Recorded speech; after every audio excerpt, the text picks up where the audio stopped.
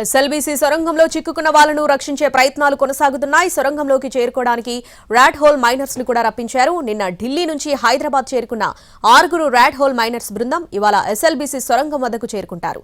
సొరంగంలో చిక్కుకున్న వాళ్లను రక్షించే పని ప్రారంభిస్తారు. ప్రస్తుతం ఘటనా స్థలం వద్ద సహాయక చర్యలు కొనసాగుతున్నాయి. NDRF, army, Singareni rescue team, HYDRAA, Secunderabad bison division engineering task force సిబ్బంది ఆపరేషన్లో పాల్గొంటున్నాయి. గల్లంతైన వాళ్లను రక్షించేందుకు సాయశక్తులా కృషి చేస్తున్నాయి. సొరంగంలో మట్టి, నీరు భారీగా చేరడంతో సహాయక చర్యలకు ఆటంకం కలుగుతోంది. నాగర్ కర్నూలు జిల్లా దోమలపెంట సమీపంలోని శ్రీశైలం ఎడమకట్టు కాల్వ టన్నెల్లో 2 రోజుల క్రితం ప్రమాదం జరిగింది. సొరంగంలో 13.5 కిలోమీటర్ల వద్ద పైకప్పు కూలింది. దాదాపు 10 సీసీ బ్లాకులు కూలిపోవడంతో 100 మీటర్ల మేర నీరు, మట్టి పేరుకుపోయింది. టీబీఎంకు సమీపంలో పనులు చేస్తున్న 8 మంది అక్కడ చిక్కుకుపోయారు. వీళ్లలో ఇంజనీర్లు మనోజ్ కుమార్, శ్రీనివాస్తో పాటు కార్మికులు సందీప్ సాహు, జగ్తాజేష్, సంతోష్ సాహు, అనూజ్ సాహు, ఆపరేటర్లు సన్నీ సింగ్, గురుదీప్ సింగ్ గా గుర్తించారు. వీరంతా జమ్మూ కాశ్మీర్, పంజాబ్, జార్ఖండ్, ఉత్తరప్రదేశ్ ప్రాంతాల నుంచి వచ్చి ఇక్కడ పనిచేస్తున్నారు. వీరంతా బోరింగ్ మిషన్ కు ముందు భాగంలో ఉన్నారు. అందువల్ల బయటకు వచ్చే ఆస్కారం లేకుండా పోయింది. బోరింగ్ మిషన్ కు వెనక ఉన్న కార్మికులు అతి కష్టం మీద బయటకు చేరుకున్నారు. ఎస్ఎల్బీసీ సొరంగంలో చిక్కుకున్న వాళ్లను రక్షించే ప్రయత్నాలు కొనసాగుతున్నాయి. ఘటనా స్థలం నుంచి పూర్తి అప్డేట్స్ అందించడానికి మా ప్రతినిధి రవి సిద్ధంగా ఉన్నారు. రవి, రైట్ నౌ సిచ్యువేషన్ ఏంటి? రెస్క్యూ ఆపరేషన్ ఎంత వరకు వచ్చింది? ఈ పూర్తి రెస్క్యూ కంప్లీట్ అవ్వడానికి ఎంత సమయం పడుతుంది? అధికారులు ఏం చెప్తున్నారు? సన్నగిల్లుతూ ఉన్నాయి. నిన్న మంత్రి కూడా రెస్క్యూ టీమ్స్తో కలిసి ఘటన జరిగినటువంటి ప్రదేశాన్ని సమీపం దాకా వెళ్లారు. ప్రస్తుతం మనం చూస్తున్నటువంటి ఈ టన్నెల్ నుంచి 13 కిలోమీటర్ల దూరంలో ఘటన చోటు చేసుకుంది. అయితే రెస్క్యూ టీమ్స్ దాదాపు 11.6 కిలోమీటర్స్ వరకు రీచ్ అవుతున్నామని చెప్తున్నారు. అక్కడి నుంచి మొత్తం పెద్ద ఎత్తున మట్టి దిబ్బలన్నీ కూరుకుపోయి ఉన్నాయి. పెద్ద ఎత్తున వాటర్, బురద అంతా చేరింది. కాబట్టి రెస్క్యూ టీమ్స్ లోపల దాకా వెళ్ళాలంటే నడుచుకుంటూ వెళ్లాల్సినటువంటి పరిస్థితి అని చెప్తా ఉన్నారు.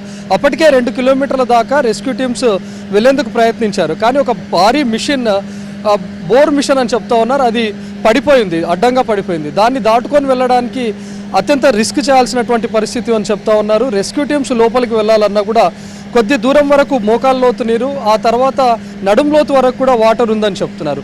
లోపల వాటర్ని అంతా క్లియర్ చేసిన తర్వాత, మట్టి దిబ్బలన్నింటినీ క్లియర్ చేసిన తర్వాతనే ఘటన జరిగినటువంటి ఆ 13వ కిలోమీటర్ ప్రదేశం ఎక్కడైతే ఉందో అక్కడికి రీచ్ అవుతామని చెప్తున్నారు. ప్రస్తుతం మనం చూస్తున్నటువంటి ఈ లోకో బోగిల్లోనే కార్మికులంతా ఘటన జరగడానికి ముందు దీంట్లోనే వెళ్ళారు. రెగ్యులర్గా ఈ వెహికల్స్లోనే, ఈ లోకో బోగిల్లోనే లోపల దాకా వెళ్తూ ఉంటారు. సో ప్రస్తుతం రెస్క్యూ ఆపరేషన్స్ చేస్తున్నటువంటి రెస్క్యూ బృందాలు, అటు ఎన్డీఆర్ఎఫ్ టీం కానీ, ఆర్మీ రెస్క్యూ ఆపరేషన్స్ చేస్తూ ఉన్నారు. ఆర్మీ సిబ్బంది కూడా ఇక్కడికి వచ్చారు. వాళ్ళు ఈ లోకో బోగిల్లోనే వెళ్తూ ఉన్నారు. ఈ లోకో బోగిల్లో వెళ్తున్నటువంటి రెస్క్యూ టీమ్స్ అన్ని ఆ 11.6 కిలోమీటర్ పాయింట్ వరకే రీచ్ అవ్వగలుగుతూ ఉన్నారు. నిన్న రెస్క్యూ టీమ్స్తో పాటు మంత్రి జూపల్లి కూడా కలిసి వెళ్ళారు. తను కూడా ఆ పాయింట్ వరకు రీచ్ అయిన తర్వాత బయటకు వచ్చి అదే విషయాన్ని చెప్పారు. మేము లోపల చిక్కుకున్నటువంటి కార్మికులను సురక్షితంగా తేవడానికి విశ్వ ప్రయత్నాలు చేస్తున్నా కూడా వాళ్ళను సజీవంగా తీసుకొస్తామనే ఆశలు మాత్రం మాకు సన్నగిల్లుతూ ఉన్నాయని చెప్తున్నారు. రెస్క్యూ టీమ్స్ లోపల దాకా వెళ్ళినప్పుడు ఎలాంటి శబ్దాలు లేవు. అక్కడ లోపల చిక్కుకున్నటువంటి వాళ్ళ పేర్లను పెట్టి పిలిచినా కూడా ఎలాంటి రెస్పాన్స్ లేదని కూడా రెస్క్యూ టీమ్స్ చెప్తా ఉన్నారు. కాసేపట్లో నేవీ బృందాలు కూడా ఇక్కడికి చేరుకుంటాయి. నేవీ టీం కూడా అధునాతన టెక్నాలజీని ఉపయోగించి లోపలికి కొన్ని డ్రోన్స్ను పంపించి లోపల చిక్కుకున్నటువంటి వాళ్ళు ఏ పరిస్థితుల్లో ఉన్నారు, ఏ పాయింట్లో వాళ్ళు ఉన్నారు అనే విషయాన్ని కూడా నేవీ తీసుకొచ్చినటువంటి డ్రోన్లను లోపలికి పంపించే ప్రయత్నం చేస్తూ ఉన్నారు. కాసేపట్లో వాళ్ళు శ్రీశైలంకు చేరుకుంటారు. అక్కడి నుంచి నేరుగా ఈ టన్నెల్ వద్దకు వస్తారు. అయితే ఎన్డీఆర్ఎఫ్ టీమ్స్ రాత్రి రెస్క్యూ ఆపరేషన్స్ midnight 3 o'clock వరకు కొనసాగించారు. ఆ తర్వాత నిలిపివేశారు. కాసేపట్లో ఎన్డీఆర్ఎఫ్ రెస్క్యూ టీమ్స్తో పాటు తెలంగాణ స్టేట్కి సంబంధించినటువంటి డిఆర్ఎఫ్ టీమ్స్ కూడా కాసేపట్లో టన్నెల్ లోపలికి వెళ్ళబోతున్నాయి.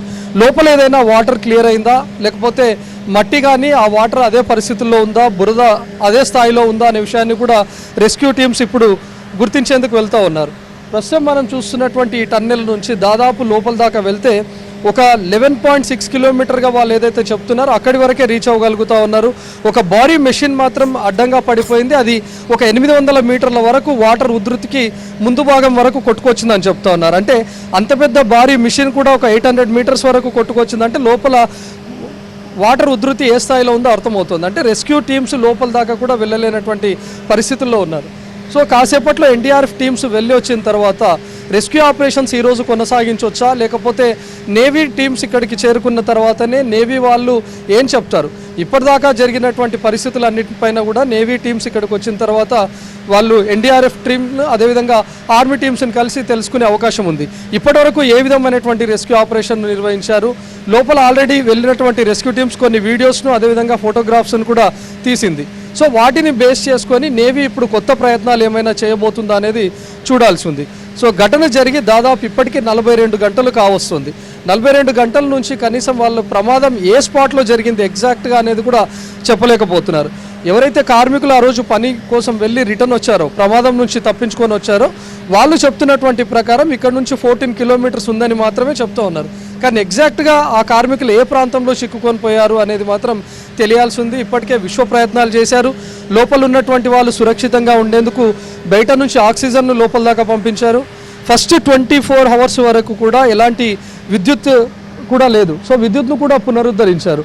మనం ఒకసారి బ్యాక్ సైడ్ చూస్తే ఒక జనరేటర్ను కూడా సిద్ధంగా చేశారు. మరోసారి ఎన్డీఆర్ఎఫ్ టీమ్స్ ఇప్పుడైతే లోపలికి రెస్క్యూ కోసం వెళ్తాయో ఆ జనరేటర్ను కూడా తీసుకొని వెళ్ళి విద్యుత్ను పునరుద్ధరిస్తామని చెప్తున్నారు. సో లోపలికి రెస్క్యూ టీమ్స్ వెళ్ళి బయటకు వచ్చిన తర్వాత లోపల ఉన్నటువంటి పరిస్థితిని వివరిస్తేనే తెలిసే అవకాశం ఉంది. నేవీ టీమ్స్ వచ్చిన తర్వాత కూడా ఏం చేస్తాయనేది కూడా తెలియాల్సి ఉంది. Shravani. Right Ravi, thanks for the updates.